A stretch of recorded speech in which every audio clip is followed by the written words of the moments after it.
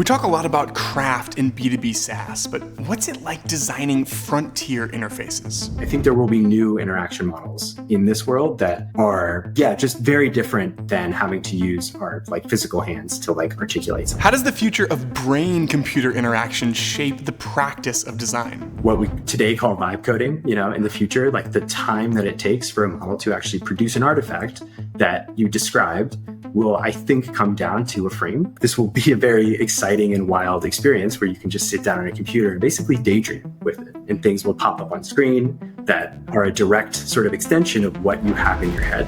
Welcome to Dive Club. My name is Rid, and this is where designers never stop learning.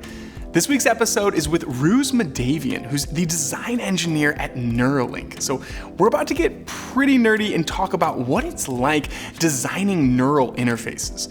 How do you allow someone to control a cursor using just their mind?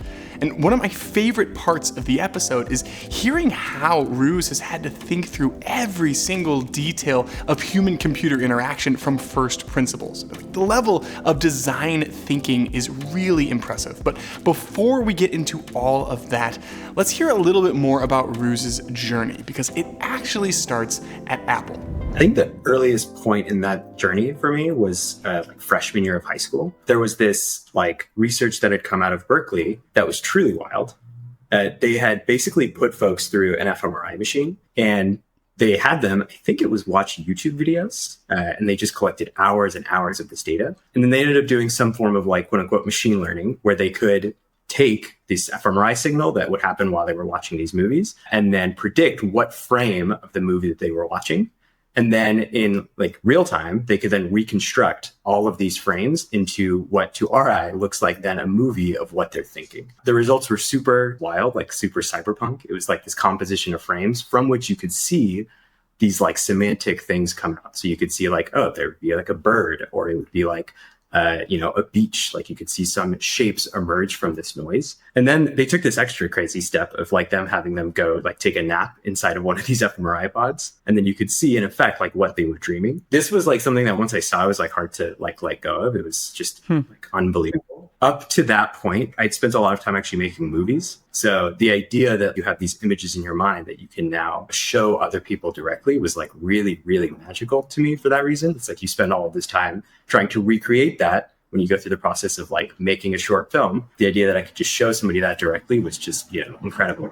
That was I guess my first exposure to the idea of some form of a neural interface. And then separately, I was also, I think computers in general are a magical thing. So I was really going down that rabbit hole. That's another way in which you can take something that is in your mind and then show it to somebody else and create an experience for somebody else. So fast forward 5 years, I had this crazy opportunity in college to basically intern on the Apple Watch team, the Faces team. This was 1 year after the watch had come out. So it was really the early days of what the interface for watch might look like. And the Faces team is also a super amazing place to be. That is the thing you actually see all of the time, as opposed to being sort of more buried into the layers of the interface. My intern project was what would go on to become the Siri watch face. So I was just, generally really excited about what a proactive computer might feel like, something that is with you all the time. We have this notion of drive-by on watch, which was you're checking the time. That is in some ways the fundamental value proposition of a watch, is that you go to check the time. But now there's this kind of opportunity to surface something else while you're checking the time. So the computer, in a way, is not something you're actively using anymore, but something that sort of fades into the background and can hopefully just do useful things for you while you're out and about in the real world. The first version of the Siri watch face was sort of aimed at exactly that, which is again, more primitive forms of machine learning than I think we have today, but a way for us to try and figure out what is the most relevant piece of information that we can give you, whether it is a calendar event that you have coming up, the sort of cheesy examples, but also more contextual things if you have been going for a walk, we can surface the ability to start a workout, right? That was just a ton of fun to go through that whole flow at a company like Apple. I guess my first experience going end to end, from just a concept that you have in your head to the initial explorations of what that might feel like to the actual prototyping work, building it, and then living on that. And you sort of go through this loop over and over again, ultimately to ship something that feels awesome. So I came back for another year to build that out further. And then I joined full time after graduating to just sort of continue that work. So after a year there, I was still thinking about that initial sort of exposure to neural interfaces in high school was definitely in the back of my mind still. And of course, Neuralink had publicly announced a couple years prior and was still doing a lot of this work. So after their first demo, this was like July 2019, it was just watching that. It was clear that this is actually going to be a real thing that people get to use. It was like late 2019 that I made the jump from one frontier interface on watch to another, in this case, neural interfaces. Real quick message, and then we can jump back into it. I saw a scroll-stopping tweet the other day. The creators of Tailwind are working directly on paper to train the output to be perfect. They even invested in the company. So just think about the possibilities for a second. In the future, you could design something in paper and then just right-click and copy the perfect Tailwind as if the creators themselves wrote it by hand. Or maybe you take an existing code component and import it into paper to make edits directly on the canvas. I mean, this is going to totally change how we design and deliver UIs for the web, and it's just another reason why I'm betting big on paper as the next great design tool. You can try it out today. Just head to dive.club/paper. By now, you know that Jitter has been my go-to tool for animation for years now, but they're still shipping like crazy. I mean, just this summer, they've released comments, pen tool, morphing, text gradients, Google fonts, and a bunch more. So if you haven't yet, I promise you will be shocked at just how easy it is to bring your designs to life in Jitter. So go ahead and give it a try today. Just head to dive.club/Jitter. I've been designing products every day for the last 15 years, but in the last 6 months, everything has changed. I mean, with AI in the mix, I'm cranking out ideas faster than ever, but none of that matters if I can't get the feedback that I need to get the team aligned. And right now, getting async feedback still kind of sucks. So I'm building the product I've always wanted, and it's called InFlight. I use it every day to share ideas and get feedback from the team. And it's totally changing the way that I work, so I'm excited to show you. Right now, I'm only giving access to Dive Club listeners, so head to dive.club/InFlight to claim your spot. Okay, now on to the episode. I love the phrase frontier interface because on LinkedIn as a line item, we've had similar job titles, and yet you're working on fundamentally different types of products and user experiences, and like every piece, top to bottom, is unique. I think what that really means to be like a frontier interface is one that you have no idea what the actual interaction model is going to look like. Historically, like the interaction model for a quote unquote computer is what ends up defining all of the things that you can do with it. Looking back like 60 years, that interaction model is usually a function of just what the input mechanism is. And, is it the light pen originally, like just some point on the screen? Is it the cursor, which is like, that plus the ability to click and some number of like clicks? Or is it direct touch like the iPhone? So like, all 10 of your fingers at the same time, tracking like all 10 of those points. That ends up really defining the shape of what the computer can do, because how you express your intent and at what cadence and like resolution you can express your intent is going to define like what you can do with the computer in many ways. We can go, potentially beyond just the physical. We can capture this intent that right now we have this image in our mind. How do we go about recreating that right now? We like decompose that into thousands, tens of thousands of, motor intents, where we move our hands to effectively color a pixel on the screen at some level of abstraction.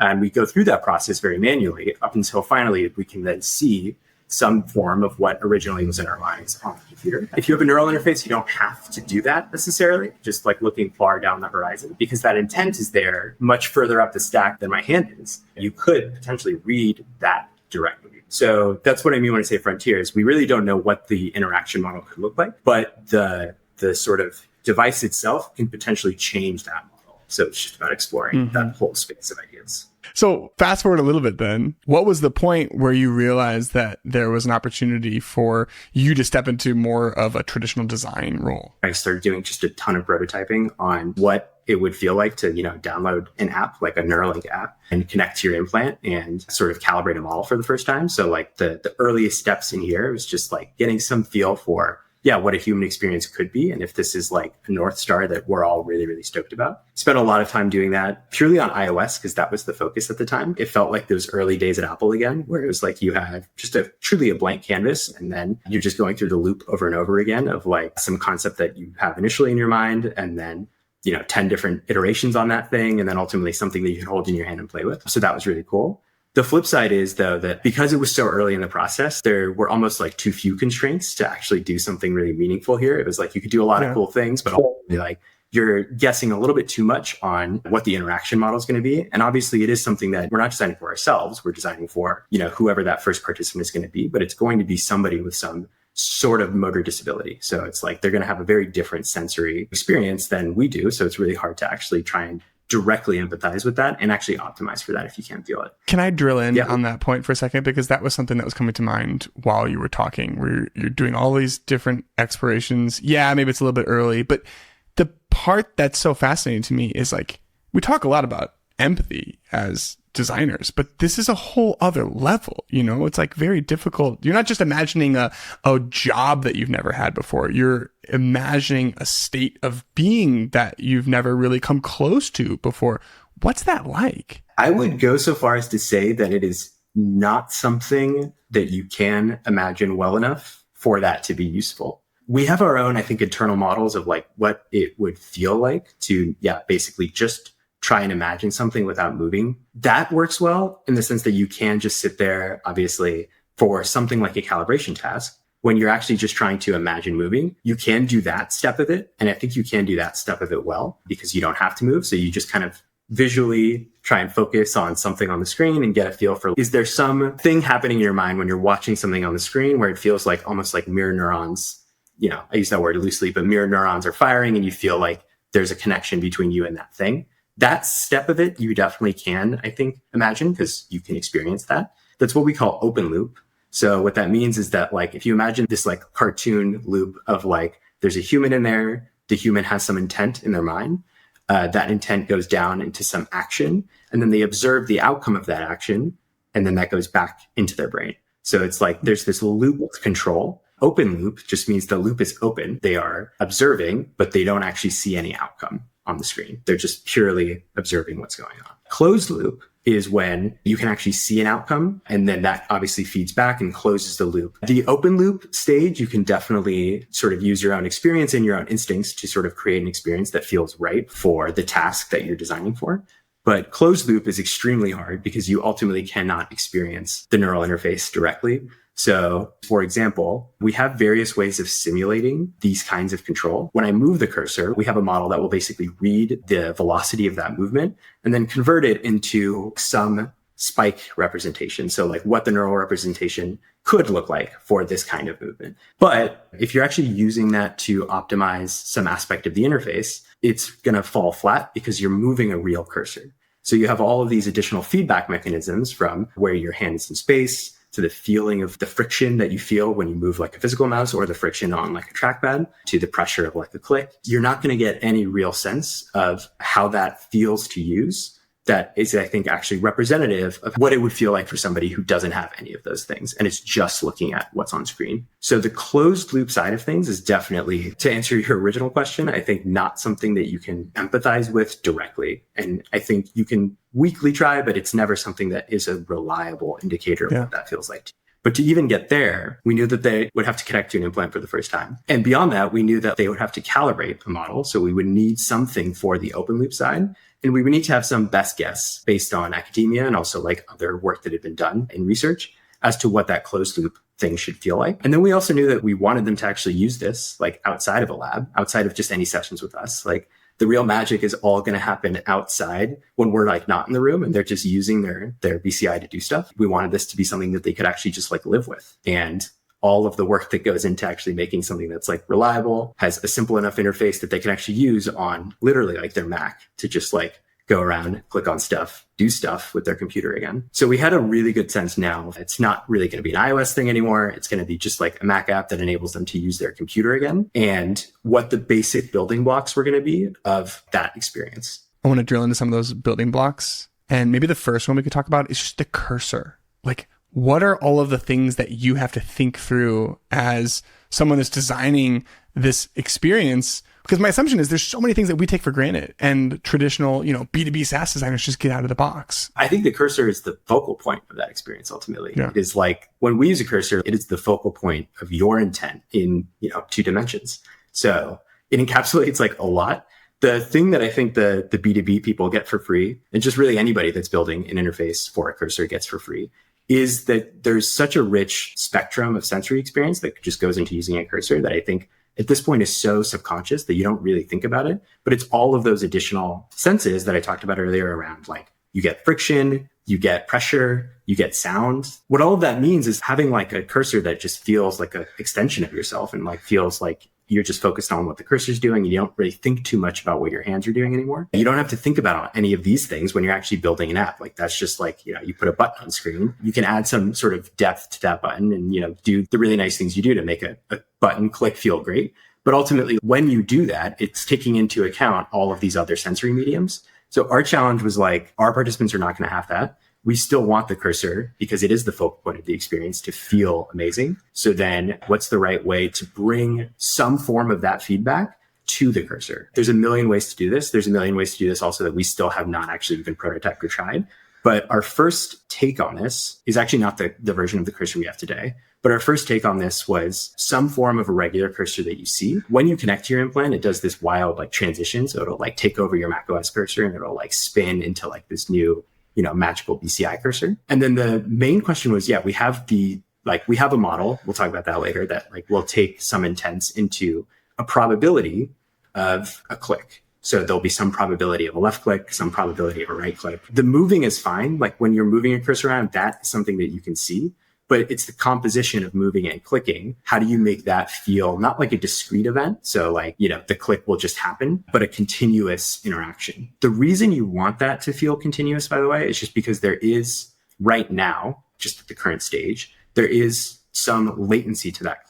It takes some amount of time for our model to ramp up its confidence that, the participant is trying to click here. And what that means is that if the model were perfect, it would be the same amount of latency every time. And actually the latency would just be, whatever the sampling frequency of our implant is, which is like, let's say 15 milliseconds right now. So every 15 milliseconds, the computer will get some new information about your neural activity. In a perfect world, right? That click would just happen the second you think about the click. So like within 15 milliseconds. And then you actually wouldn't really need a UI here because the model's always right. And the latency is basically zero. The click will happen on screen. The challenge is that there is some latency. Let's say it's like 100 milliseconds, 200, 300, somewhere in that range. That probability that it assigns is sometimes it'll be 100 milliseconds before you get to the right probability. Sometimes it'll be 300. And especially when we're thinking about what the first month of like the BCI journey would be like, there's also a very good chance that sometimes it'll just be wrong. So like it'll click when you didn't intend to click. That's obviously something we want to solve for, but we want the experience of that to be at least visible and much more importantly, to be predictable. So when you are in this flow of like trying to click for the first time, that isn't this random thing that just after some amount of time, the click will happen on screen, but it's this continuous interaction, much like when you press your finger down on a trackpad, there's a continuous interaction there. And you can see the intensity of that ramp up over time. And our intuition was that that would just feel a lot better visually than just like the click happening would with no feedback at all. So the first version of this used color to perform that click. We had, I think, this really nice blue for a left click and this orange for a right click. And we would actually mix the two depending on the relative probability of each click. And then we also used depth and a slight perspective shift on the cursor. So as you were clicking, the cursor would sort of tilt inward just a little bit. The amount of tilt was driven by the probability of the left click. And the vibrancy of the blue was attached to that alongside like how much it filled in. It would start kind of at the base of the cursor. And then as it was tilting in, it would just sort of like grow or stretch towards the tip and go from this like a nice light blue to a very bright blue. We can also use like the HDR parts of the display to like make that a little bit brighter. You don't want this, you're going to click 1,000 times a day. So like you do want this to be subtle. We didn't want this like to feel like a weighty interaction. But the intuition was that having it be continuous and mapped directly to the output of the decoder is something that one, let them just feel like a smooth, fluid interaction as opposed to just this like discrete thing. Two, this is always a challenge, is when things aren't working, give us some visibility, both them and us some visibility into that. Like you don't want just random clicks happening on screen and you have no idea. And then the third thing is a more subtle point, but the interesting thing about a neural interface, this is true about all interfaces, but you are also learning how to use it. So when you are actually in a closed loop way, again, the last step of that flow is that you actually observe the output and then change your inputs based on the output. So because it's a control loop, seeing each stage of that pipeline, when it goes from point 1 probability to point 2 to point 3, gives you a way to subconsciously over time learn to modulate your own behavior to click better. So if the model is just completely wrong, this is going to be a very, very hard thing for you to do. But if there are subtle inaccuracies in that output, there's kind of like a co-adaptation that can happen over time. So we wanted to make sure that like that's true of motion, for example. You can learn to move it more precisely over time. And that learning step, obviously imagine like if you had a new arm like today, like the very first things you do would be like super weird and uncoordinated. But over time, you would learn to like really precisely modulate every single piece of that arm. But that is a challenge, right? It's like learning how to ride a bike. We wanted the same sort of continuity that you have in motion to apply to the interaction of clicking. What were some of the lessons that you were learning from participants that evolved the way you thought about a click? Like, where are you at now? And what is the reason for that delta? The biggest thing was actually that the space of interactions changed a lot. So we went from, let's say, just one click or two clicks that we wanted for the first day to the richer set of all of the things you do on a computer. So scrolling is a huge thing that's very distinct from how you move a cursor, like how you actually scroll something. Of course, dragging is something you think should just work. A drag is something that you hold down over time. When we hold it, like there's some resistance that we actually feel, right, from the literal spring inside of these switches. That is kind of our signal to keep applying pressure. That isn't fully there with obviously something that offers like no resistance. And it's also like representationally, if you actually look at like the neural data, what you see is like sometimes what it looks like is actually more of a transition into like clicking down and then a transition back into clicking up. That may be a better model for a cursor that drags, is it's almost like you get into the click down state and you get into the click up. The flip side is that if you go down that route, every other click that isn't a drag gets a lot like slower. It's just like, because you now have to like transition between these two states.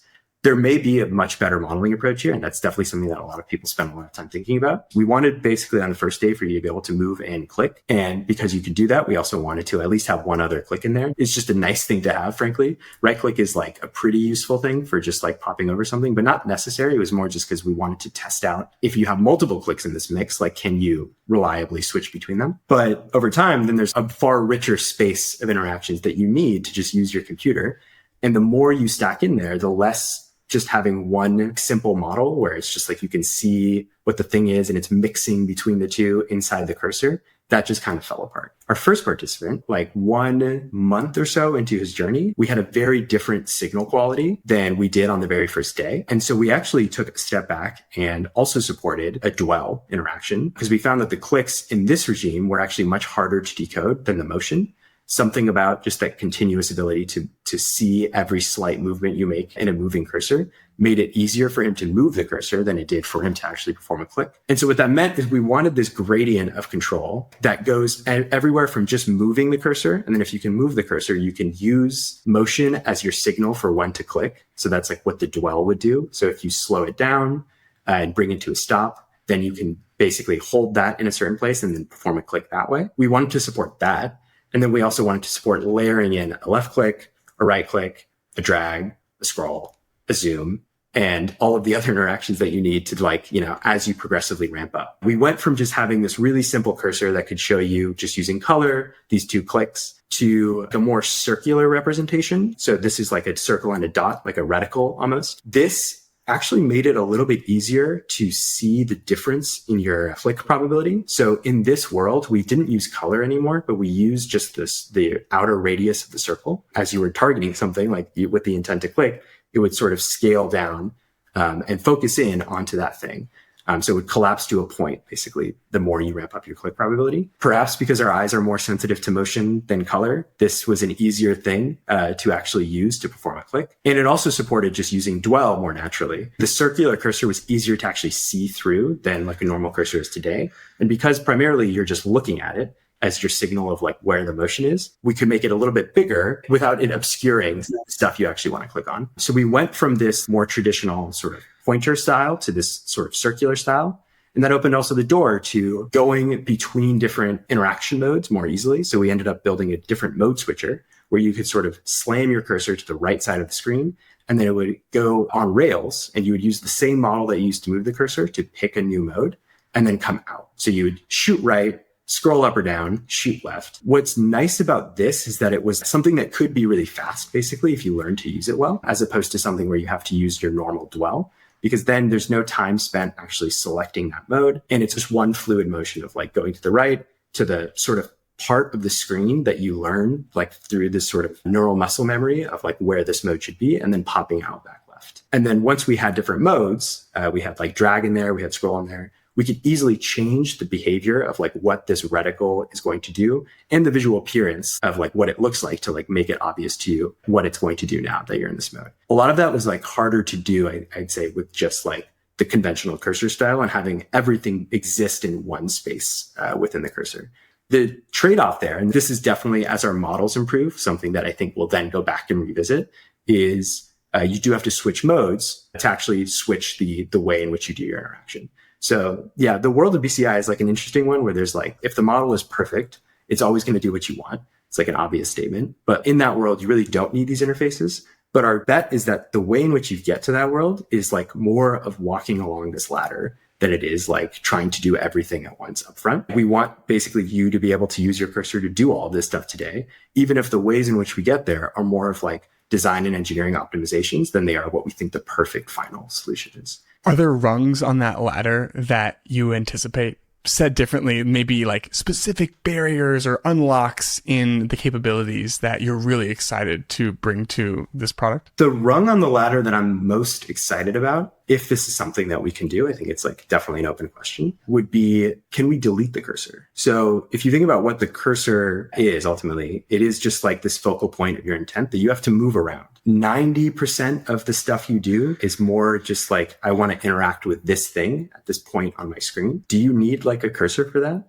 If you can read that intent that I have, that I want to interact with this point on my screen, probably not, I would say. The cursor is like amazing for direct manipulation tasks. So when you actually want to directly manipulate something, the cursor kind of fades away when you do that, which is really nice. And you can just like, it feels like I'm rotating this thing.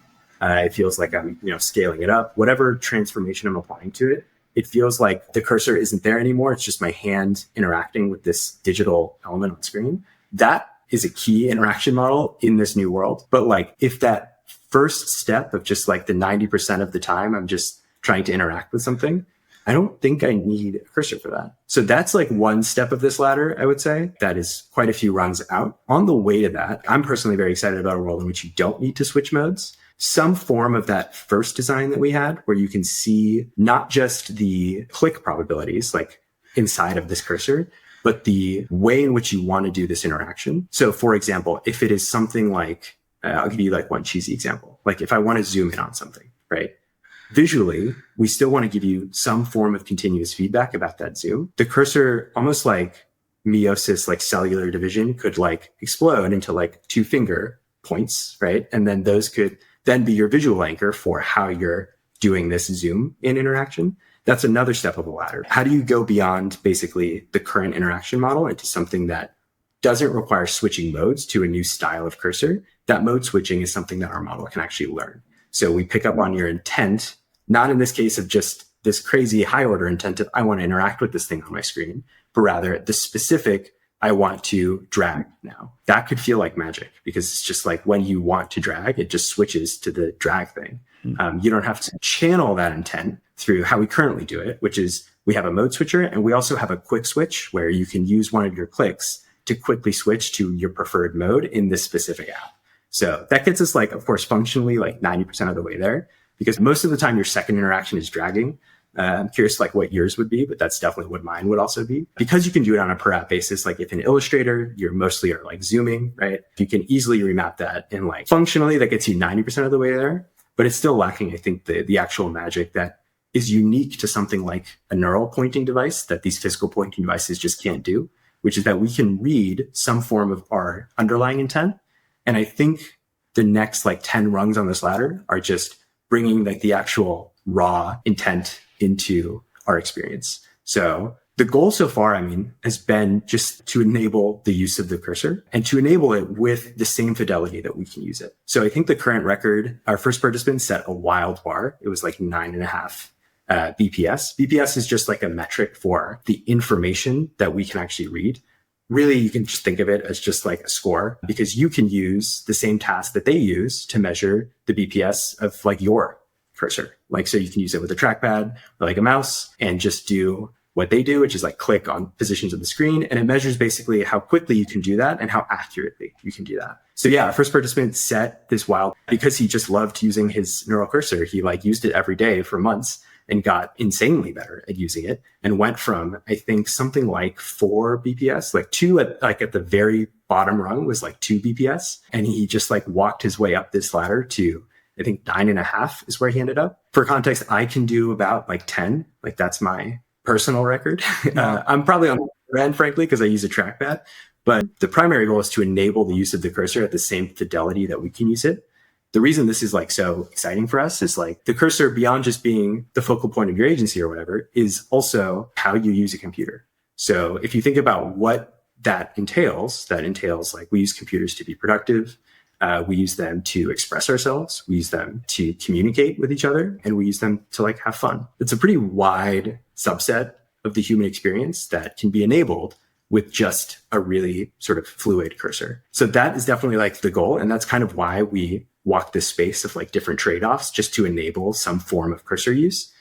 Because we think that like, obviously there's this better thing out there that, you know, is in the back of our minds of like, where can we go from here? But the reason like not to reinvent the wheel in this case is just because the wheel is how you get on the highway, which is this existing system. Like that. That's definitely the focus. But there are rungs like beyond that then, which is like, there are things that are not just a projection onto a cursor that we use today that are very unique to DCI. I'm interested in learning more about just how the product experience itself has evolved over time. So as you're getting more and more usage from these participants, how are their behaviors shaping some of the experiments and just how you were even thinking about what the product needed to be? One fallback we built into the system in general was voice input.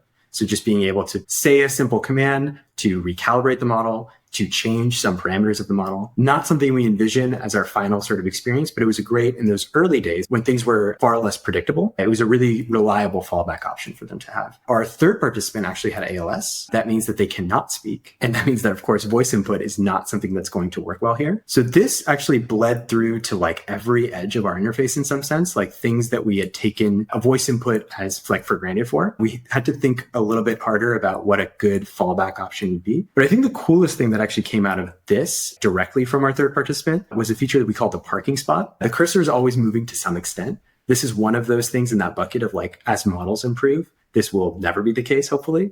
But in the short term, you still want to use it. So some amount of motion is going to be there that the model's just kind of incorrectly guessing or is correlated to them actually just thinking when, for example, they're talking to somebody next to them or they're watching like a movie on YouTube. There's just some amount of activity that our models are incorrectly labeling as motion here. You can solve this on the modeling side, longer term effort. Shorter term, it's like you just need some way to park the cursor. Our previous participants could just say, hey, turn the cursor off, and then it would just turn off, and then they could just say, turn it on to bring it back on again.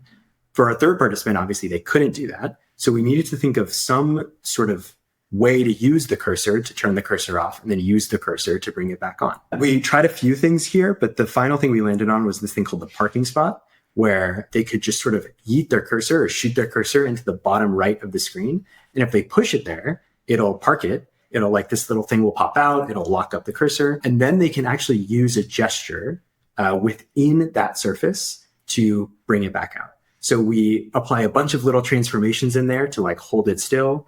We simulate gravity inside of it. They can still, by pushing really, really hard, or by actually going through a specific pattern, so like a ... they can pull the cursor back out fully on their own.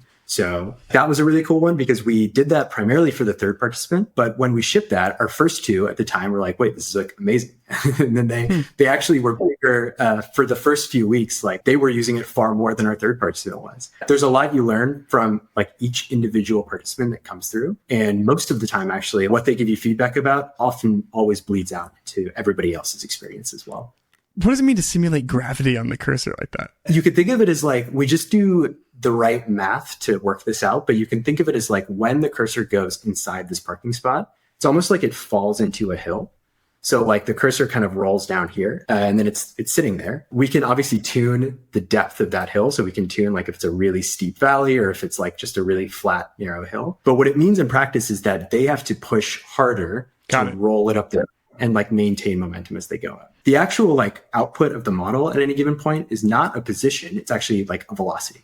So it's actually like a nudge. so to speak. What that means in this context is like, if we add gravity to drag the cursor down there, they'll have to actually roll it out kind of manually. When I say that our third participant actually wasn't using it as much the first 2 weeks, it's because that version of it, the gravity-based approach, didn't actually work for him, which is a really interesting rabbit hole. He, like a lot of people with late stage ALS, he used an eye tracker as his primary way of communicating with the world and using a computer. What that meant is that when he was like watching a movie, for example, your eyes are all over the screen. It was a really interesting situation where when he was watching a movie, the cursor would just pop out when he's like not even looking at it, no matter, even with really, really strong gravity. But when he really focused his eye on the cursor and tried to move it inside the parking spot, with that high gravity, it was really hard to push it out. So really interesting. Yeah, that's a level of depth that you have to think through that is really interesting. The solution there actually ended up being, it supports like 2 modes where you can use it with gravity. And that actually, for our other 2 participants, it worked so well that we found other issues where like one participant was like, hey, I parked the cursor and I was talking to somebody and like my screen went to sleep. So like he was having like a whole 30-minute conversation where the cursor doesn't move. And on Mac OS, if the cursor doesn't move, your system's like, oh, you're not doing anything. And it'll dim the display and then shut it off. So in their case, it worked too well. In his case, it literally did not do, with gravity at least, what you'd expect at all, where when he looked at it, he couldn't move it. And when he looked away, he could have huge velocities as he's like watching something. So we ended up going with a gesture for him, and that worked super well. So he could just do like an up, down, left, right. These little dots would light up. It would follow them in order. And then he would just like pull the cursor out that way. It's fascinating to listen to you talk because you're obsessing over the smallest pieces of these interactions. I mean, observing and thinking about a cursor from every possible angle, all the different ways that we could make this possible. And the end goal is to basically delete it.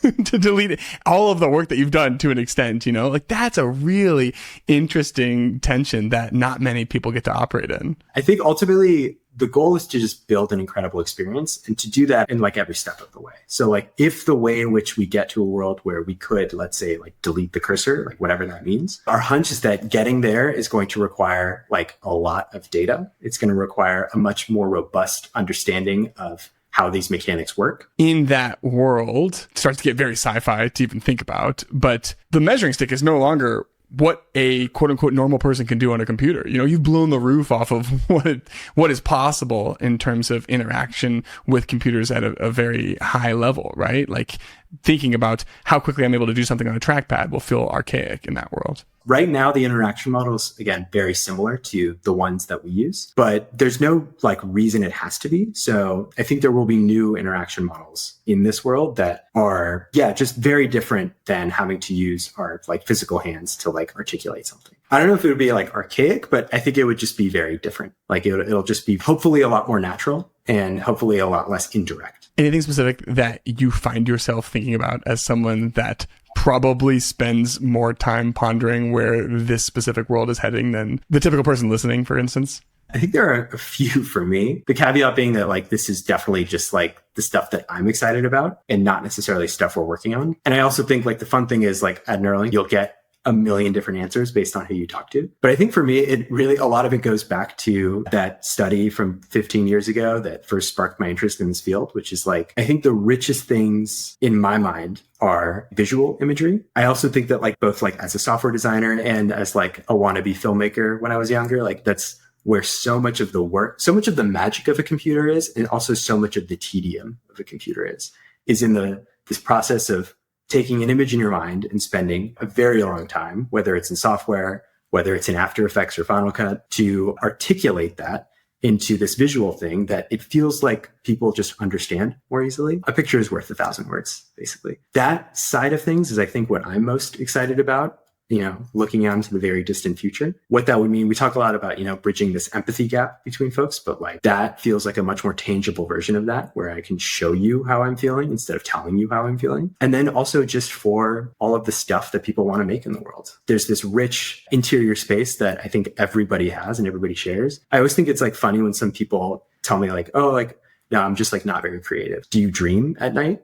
And I think like, if so, like that, like look what your mind is capable of making and generating. I think that is a hugely enabling thing in the future where you can sit down on a computer basically. And in this world where a model on that computer can act on behalf of your intent in, let's say, far down the line, a frame. So what we today call vibe coding, in the future, like the time that it takes for a model to actually produce an artifact that you described will, I think, come down to a frame. And the flip side of that is then what is the bottleneck here? It's you actually articulating what it is that you want. In all domains, in the arts and in work, this will be a very exciting and wild experience where you can just sit down on a computer and basically daydream with it. And things will pop up on screen that are a direct sort of extension of what you have in your head. And what would that look like if that came down to just being one frame? I truly don't know, but I think that that's a really, really exciting world to be in. We are working on something called blindsight. That is the earliest rung in this ladder, which is that for people who no longer have vision, some way for them to see again in the world.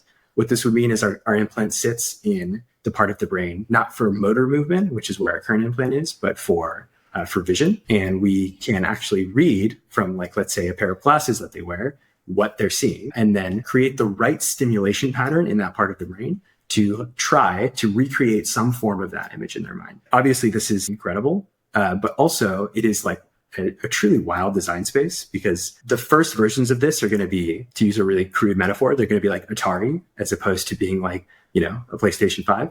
So the visual fidelity that we can actually create in terms of just the number of electrodes that are in this part of the brain is going to be very small relative to how rich visual information actually is.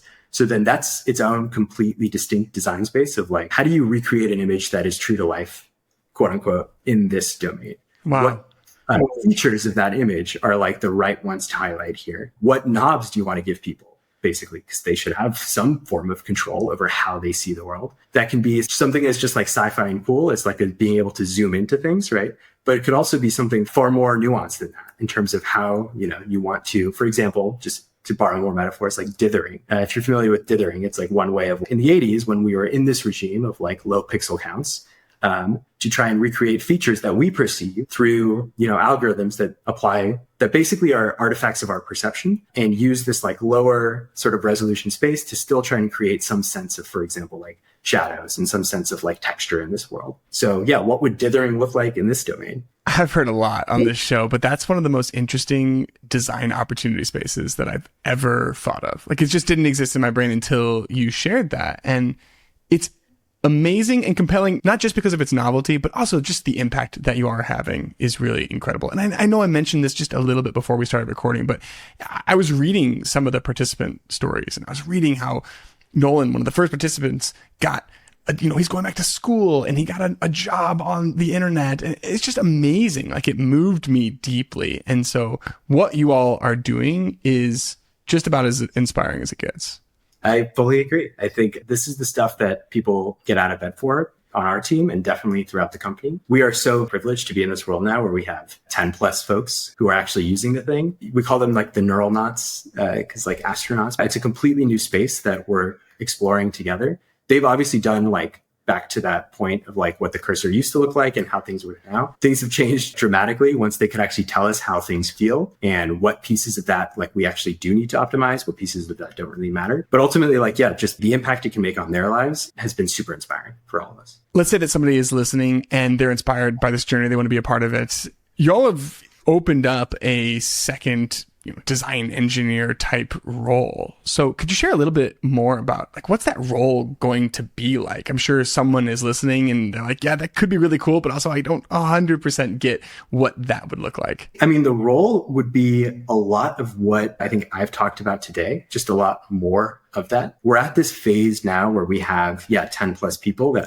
actively use the thing every day. They use it for like hundreds of hours a week collectively. And one piece of that is, of course, just like actually just continuing to make that a great experience for them. We generally, because we are such a small team, we are super focused about what pieces of that experience like we spend the most time on making great. We have a very high bar for like what great is, and we want to maintain that across that whole experience. So one piece of it is literally just this thing that people use literally every day, making that amazing and continuing to make that amazing. A second piece of it is all of the rungs in the ladder that we have not explored yet. The process of doing that, now that we have folks who can actually try stuff and tell us, is really just like, it's something you have to kind of go end to end on, which means that there may be some initial idea or hunch you have about how things might work, what you might call a hypothesis. There's a lot of actual work in between that and making it something that somebody can actually use. There's obviously a lot of like design work there. And there's also just like the engineering work of turning it into something that they can use and try out for the first time. The nuance is also that that first experience they have with it is not necessarily going to be the most informative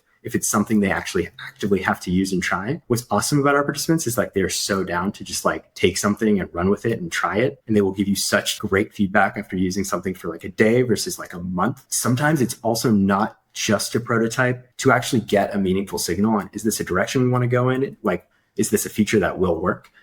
You kind of need to go beyond, just something that will work in a hacky way in one session with a participant and turn it into something that they can live with for a month. The vast majority of those things also like will not pan out is the reality of it. So right now we're in this phase where there's both a core set of features that we know that we want to make great because we want that one to exist in the world. And also a lot of blue sky around what this could be that requires an ability both to just like kind of go end to end in both design and engineering, it's the role, but also be somewhat comfortable with things. It's the fact that it's experimental, meaning that like there will be a lot of uncertainty into like, will this thing actually ship? And because you want somebody to live with it, there's also a lot of work that needs to go into actually shipping it in some form so they can try. The blue sky piece is really interesting to me because even just listening to you talk now for a while, I mean, it's so clear what you're doing is the complete opposite of looking on Mobbin and trying to piece together the right pieces, the right things that already exist in the world to like figure out a solution, you know, like you are really working from first principles in the truest sense. My question then is, what are the signals that you would even look for in a candidate that would get you to a confidence level where you're like, yeah, they actually have what it takes to move the needle and help us find some of those next rungs on the ladder? The thing we optimize most for is feeling when it comes to what it's actually like to use the interface. So as much as we try to be principled about what the building block should be for a space that we cannot experience ourselves, I think there's just a general ambition to just make something that's like really awesome and inspiring. I think we're all, obviously like indirectly so inspired by our participants. And we do want what it feels like for them to use this magical new toy to be amazing. Anybody who has a clear desire to do those things, that's usually what that means in practice is even for something that you know that you're probably going to delete, there's like a lot of extra work that goes into just making that amazing. The equivalent of kind of like the polishing phase and the tuning phase that you'll have at a lot of other companies when something is actually, going to ship in a calendar year. We try to put as much of that as we can into just an experiment because a person will use it. And also, this is where the prototyping ability, like the engineering side of the role, is so key. The stack here is like very wide. I think that the tightest interplay is really between the machine learning side of the work and the actual interface side of the work, because the machine learning side, ultimately, some form of that, at least right now, is, well, we need to figure out a way to label something. So like the label is ultimately what on some level is very tied to what they see on screen. How well that label captures the real intent here, like what they were really thinking at that time. What the models can do defines what the interface can do. And what the interface does in some ways heavily biases what the models can do. So there's kind of like a very direct relationship between those two things, especially, that makes the primary bottleneck here just like, can you build out something to try these things end to end? Because a lot of stuff is just the offline data, meaning like trying to collect data and then just run your analysis offline, generally is a dead end for anything on like the UI side. So it means you have to make something that is like actually fully interactive to actually validate this well, and potentially also work with folks on the modeling side. If you have a really wild new idea you want to try, that involves a lot. It involves a task to collect the data. It involves some final interface so that they can control it. And again, it involves ideally something that they can live with independently and give you a much richer signal on how well it's going to work. So people that, are excited about doing all of that and also are excited about making each individual experiment you run as amazing as it can be, such that we have confidence that when we hit a dead end, it's not just because it was, for example, like an MVP. I generally think that like the mentality of like an MVP can sometimes be quite self-defeating because you've basically done the absolute minimum you possibly could have done and gotten like a pretty mid signal on something. The shots that we try to shoot, we try to like shoot them as best we can because the results that come out of that very much dictate ultimately the direction we're going to go in.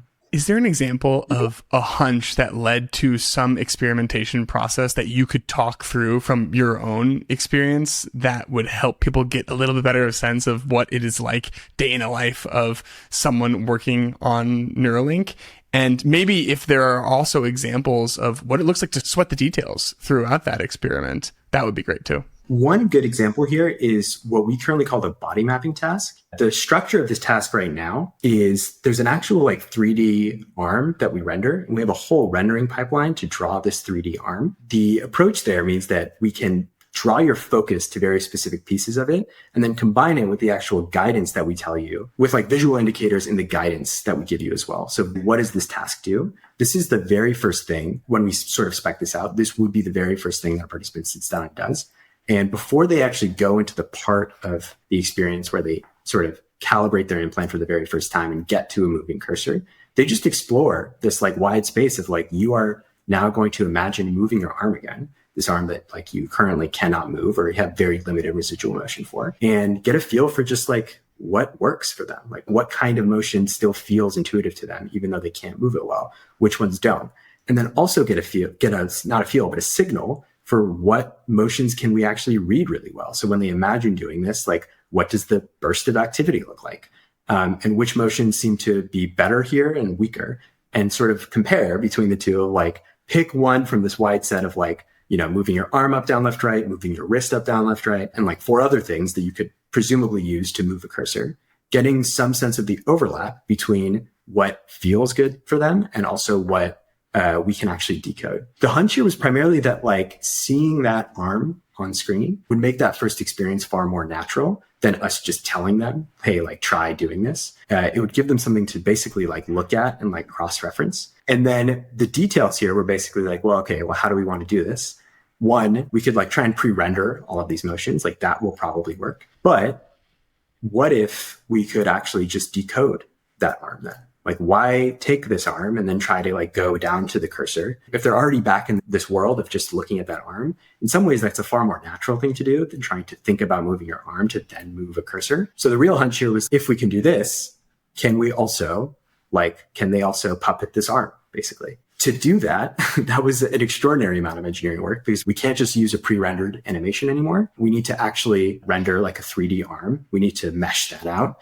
We need to have some shading pipeline so that we can make that not look goofy. There's obviously a huge uncanny valley in a 3D arm on screen. So we wanted that to just look basically have the minimum amount of detail for you to get a feel for what the gesture actually is, without all of the redundant information about what an arm is. And we wanted it to also feel natural. So we didn't want to use a skeleton, basically. You could also do something where you see all the bones, but that didn't feel it was going to be a really cool experience to us. And then finally, one extra bit of magic that we absolutely did not need to do, but we thought it'd be really cool, if now you have this arm and we also need to give you some text to tell you what the kind of motion is. So for example, if you're going to do a squeeze, we need to also pop up something that says, hey, squeeze this arm. It'd be really cool if, because that's on screen, so your eye is going to already be looking there, if the sort of text itself can embody that motion alongside the arm, just to reinforce that whole thing. Then we did these wild text animations where when you do the squeeze itself kind of focuses in. So everything in the background sort of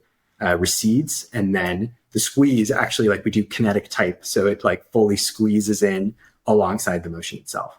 So that's an example of something we totally did not need to do. It's just cool. The hunch here was actually that if this works, basically, if there is this mind-body connection that we can induce by then just having this arm on screen, having the perspective of it feel right relative to where they are, that maybe we can actually have this simple imaginary space where in their head, they're just okay, now I'm squeezing the arm. I'm not thinking about all these joints. I'm not thinking about moving each individual finger. I'm just oh, I'm squeezing the arm. And then we would be able to decode that. And if we can decode that, that's a really rich interaction space, right? I'm not thinking about moving a cursor anymore. I'm just thinking about moving my arm.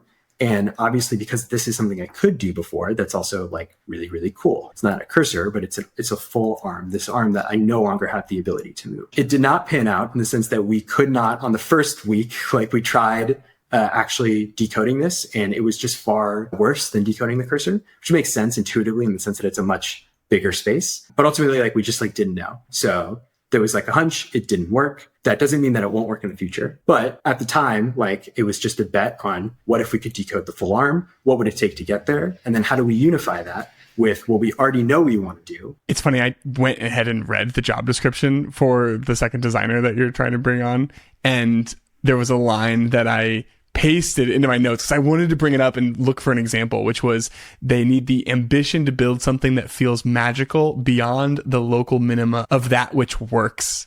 And I think you pretty much already answered that question with the squeezing of the text. Totally unnecessary, but also like, what a fun way to bring delight. And the fact that you did that into an experiment is the perfect example that I was looking for of going above and beyond, even when you have no idea if this is technically even possible, at least in the short run. Well, Rooz, this has been amazing. Thank you for creating one of the most unique episodes, probably the most unique episode that I ever had. Like just hearing the way that you think about this set of interactions and design opportunities is truly fascinating. Really appreciate you coming on and sharing with us today. Yeah, thanks for having me. This was a ton of fun. Before I let you go, I want to take just 1 minute to run you through my favorite products because I'm constantly asked what's in my stack.